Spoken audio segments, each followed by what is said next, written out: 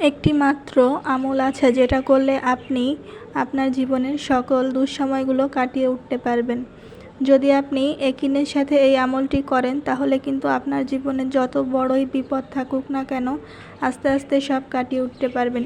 এই ভিডিওর মাধ্যমেই আমি আপনাদের সঙ্গে সেটাই বলবো। যাই হোক, ভিডিওটা সকলে শেষ পর্যন্ত দেখতে থাকুন আর আমি আপনাদের সেই আমলটার কথা বলি। আমরা বিভিন্ন দোয়া কালাম শুনি আর দোয়া কালাম শুনে মনে করি যে আজকেই এই আমলটি করব এবং আমার জীবনের সকল যে আশা সবগুলো আজকের ভিতরই পূরণ হয়ে যাবে। বিষয়টা কিন্তু এমন না। আপনি যত বেশি আমল করতে পারবেন আপনার জীবনটা তত সুন্দর হয়ে যাবে। আর যারা মনে করবেন যে একদিনে আমল করলেই জীবনের সকল কিছু আজকে একদিনের মধ্যেই ঠিক হয়ে যাবে, আসলে কিন্তু বিষয়টা এমন না। আপনাকে ধৈর্য ধরে আমল করতে হবে।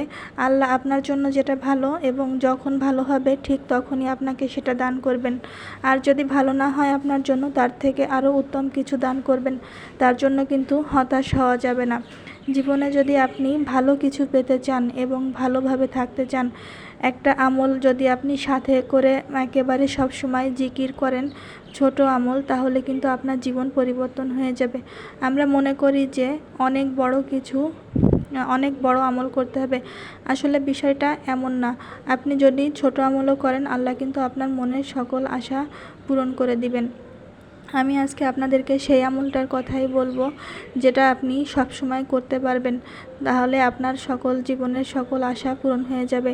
সেই সাথে আপনার জীবনের আরও নানাবিধ সমস্যা, যেমন ধরেন বালা মুসিবত, বিপদ আপদ বা রোগ বালাই যাই থাকুক না কোনো, সেগুলোও কিন্তু আপনার জীবন থেকে দূর হয়ে যাবে। আপনি যদি নিয়মিত ইস্তেগফার পাঠ করতে পারেন তাহলে কিন্তু আপনার জীবনের সকল সমস্যা দূর হয়ে যাবেন। যারা বেশি বেশি ইস্তেগফার পাঠ করে আল্লাহর কাছে তারা প্রিয় বান্দা হয়ে যায়, আল্লাহর কাছের মানুষ হয়ে যায়। তাই আপনি যদি আপনার জীবনকে জটিলতা মুক্ত করতে চান তাহলে কিন্তু বিশ্বাসের সাথে সবসময় ইস্তেগফার পাঠ করতে পারেন। ইস্তেগফার পাঠ করলে জীবনের সকল বাধা বিপত্তি দূর হয়ে যায়। সে যত বড়ই বাধা হোক না কেন, তা যদি আকাশ সমান বাধাও হয়, সেটা কিন্তু আল্লাহ মুক্ত করে দেন। সকল বিপদ আপদ দূর করে দিয়ে জীবনটাকে সুন্দর করে দেন। আসলে বিষয়টা হচ্ছে এগুলো আপনাকে বিশ্বাস করতে হবে, আল্লাহর উপর পূর্ণ বিশ্বাস থাকতে হবে।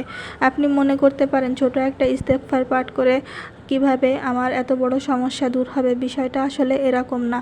বিষয়টা হচ্ছে আপনি জীবনের সাথে যদি ইস্তেগফারকে সাথী বানিয়ে নেন, যেমন আপনি হাঁটতে, চলতে, উঠতে, বসতে যখনই আপনি সবসময় ইস্তেগফার বলতে থাকেন, যেমন আস্তাগফিরুল্লাহ, তাহলে কিন্তু এটা আপনার জীবনকে পরিবর্তন করে দিতে পারে। আজ না হয় কাল আপনি ঠিকই বুঝতে পারবেন এই ইস্তেগফারের উসিলায় আপনার জীবন পুরো পরিবর্তন হয়ে গেছে। আসলে বিষয়টা এমনই। বিষয়টা হচ্ছে আপনাকে সর্বপ্রথম আল্লাহর পরে বিশ্বাস রাখতে হবে এবং সব সময় এই ইস্তেগফার পাঠ করতে হবে।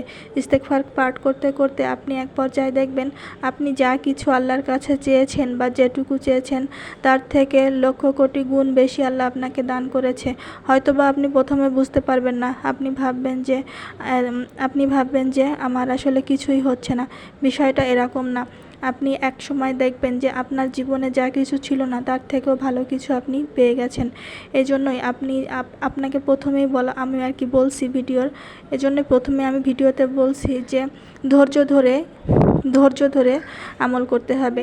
আমল শুধু একদিনের জন্যই নয়। আর আমলটা কিন্তু একদিনের জন্যই নয় যে একদিন করলাম ছেড়ে দিলাম।